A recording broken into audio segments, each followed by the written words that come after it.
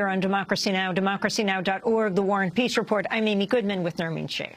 We're speaking to Spencer Ackerman of The Guardian. Last week, he published a story headlined Bad Lieutenant, American Police Brutality Exported from Chicago to Guantánamo. The article looked at Richard Zuley, who used torture to extract confessions from minorities for years in Chicago, and then went on to work at Guantánamo. This is a clip of Lethariel Boyd, one of the innocent men Zuley interrogated in Chicago.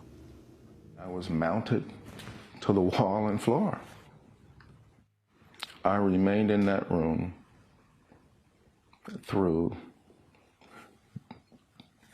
2 lineups.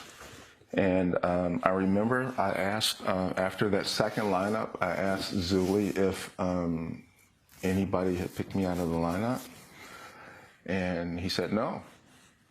And I said, see, I told you, you got the wrong guy. I haven't done anything. He smiled at me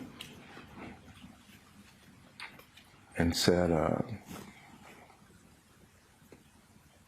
we're charging you anyway. Lethariel Boyd served 23 years in prison before he was found to be wrongfully convicted. So, Spencer, can you talk more about Richard Zuley and how you came across his police record? Sure. The Guardian excerpted the Guantanamo Bay manuscript of Mohamedou Ould Slahi, whose interrogation at Guantanamo Bay is just one of the most brutal that we've ever known about thus far. And my editor asked me if I would go through the manuscript ahead of the excerpt and just see if there were any news stories we might want to do out of it. And one of the footnotes mentioned that in government reports and other sources, including a really fantastic piece of reporting by Jess Braven of the Wall Street Journal, his 2013 book, The Terror Courts, the lead interrogator during the most intense, torturous period of Slahi's interrogation was a Chicago police officer named Richard Zuley. And I thought, well, I had never heard about a U.S. police officer being in any U.S. military or intelligence interrogation facility. What must his record in Chicago have been like? And from there, found some court cases, including Lethariel Boyd's federal civil rights case against Zuley, got in contact with his lawyer, found out about some more cases, and started pulling records to find out what this guy's record in Chicago was. And we found some really ominous parallels between how he policed Chicago's streets and what he did in Guantanamo Bay torture centers. And what happened with Lethariel ultimately? Lethariel Boyd, after 23 years of being put in prison on a murder that there was never any physical evidence that he committed, was found in 2013 by an investigation from the Cook County State's attorney to have his conviction voided, as it was completely baseless, and they found there was no evidence that could justify keeping him in prison, even though he had served 23 years. And the suit?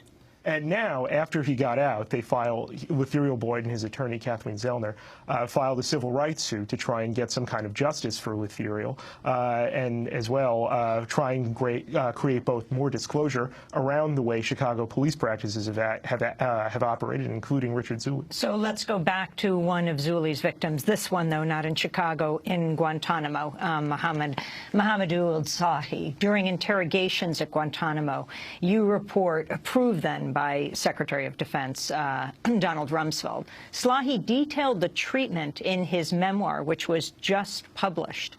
In this clip from The Guardian's video report about his case, we hear his lawyer Nancy Hollander and actor Dominic West reading from his diary.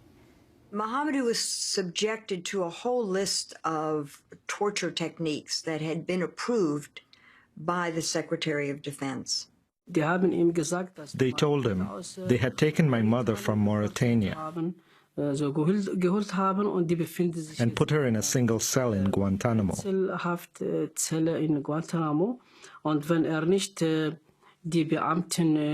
And if he didn't give officials the information they expected, she would be severely tortured.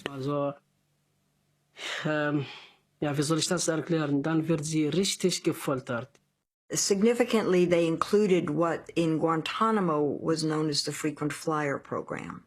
And they called it that because they wouldn't let people sleep, and they proceeded to torture him.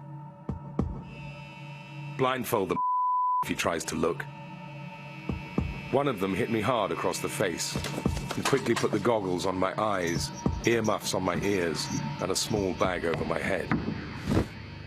They tightened the chains around my ankles and my wrists. Afterwards, I started to bleed. I thought they were going to execute me. Mohamedou Slahi remains at Guantanamo to this day and is yet to be charged with a crime.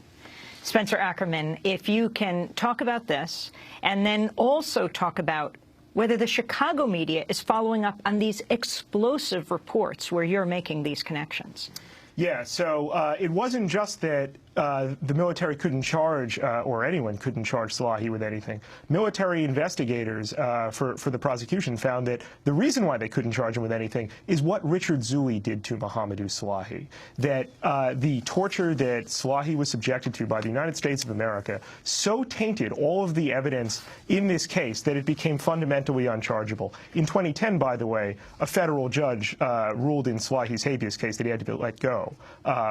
Barack Obama's Justice Department has appealed that decision, and that's why Slahi is still in Guantanamo Bay today. Now, as we were reporting this, we found that there were these connections between the way Zuli tortured Slahi and his police work as a Chicago detective. Slahi was short-shackled for extended periods of time. We found that happened to Ethereal Boyd. We found that happened to Benita Johnson. We found that happened to Andre Griggs. Johnson and Griggs, for instance, were shackled for between, they say, 24 and 30 hours in their cases. Andre Griggs was suffering through heroin withdrawal during that time, and he wasn't given medication for that.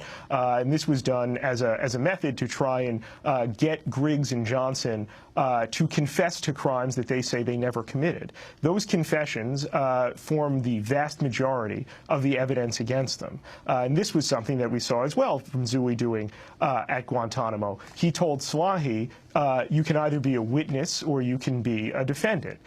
All he had to do was confess. Slahi's torture, much like with Griggs and with Johnson, was so bad that eventually he just said, I'll sign whatever you put in front of me. As he put it in his book, if you want to buy, I am selling. Before that happened is just one of the methods that Zuli employed. Zuli threatened to have his mother taken to Guantanamo Bay in what he described as its all-male environment. I don't think it's particularly hard to understand that to be a rape threat. Very quickly before we go, Chicago has a long history of this issue of police torture. This month, the notorious Chicago police commander, John Burge, was released from a halfway house after he served 4.5 years for lying under oath. But what he's accused of was leading a torture ring that interrogated more than 100 African-American men in Chicago in the 1970s and 80s. They routinely used electric shock, suffocation with plastic bags, typewriter covers, among other methods, to extract confessions from men who were later shown to be innocent. The Chicago Torture Justice Memorial Project documented some of the men's stories. This is Shadid Mumin. He handcuffed me real tight. As I said, he cut my circulation off. He went out of the room and stayed, I guess, about an hour. And he came back and tried to talk to me, ask me what could I tell him, about the robbery. I told him I couldn't tell you anything about the robbery. I don't know nothing about what you're talking about. And he said then that, oh, you're going to play tough. So you will tell us before you leave here what we want to know. So I've been known to get out of people's what I want. He got real upset and said, you will talk, you black mother. He said, I'll make you talk, kill you in here one. So I still don't think so. He, in anger, he rushed to the typewriter and grabbed the plastic cover off there and just crammed it down over my head. And it's like he was a madman. This other officer helped him. I was trying to get my arms out from behind the chair, but I couldn't do anything. And I passed out.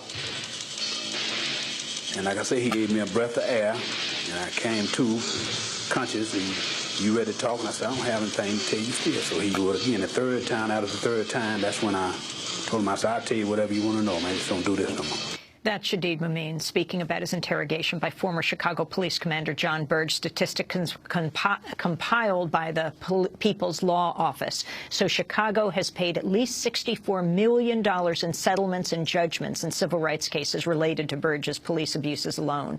The Chicago Reader reported some of the Burge techniques may have been learned when he was in Vietnam, where he served as a military policeman. Spencer, we're going to end on John Burge. Any connection to Richard Zuli? So not Not directly, even though they served in Chicago around the same time, supposedly from everyone I've talked to, including Flint Taylor, who's Burge's probably chief legal investigator, doesn't seem like they actually work together. Nevertheless, there's a context for this in Chicago. There's a long-standing tradition of police abuses primarily against African-American residents of Chicago. It sits now, with what we're reporting, at this uncomfortable intersection between both that long and nefarious history of abuse against African-Americans, primarily in Chicago, and this post-9/11 era in which secret detentions, long-time interrogations without charge, and so forth, seem to be now increasingly influencing domestic police work.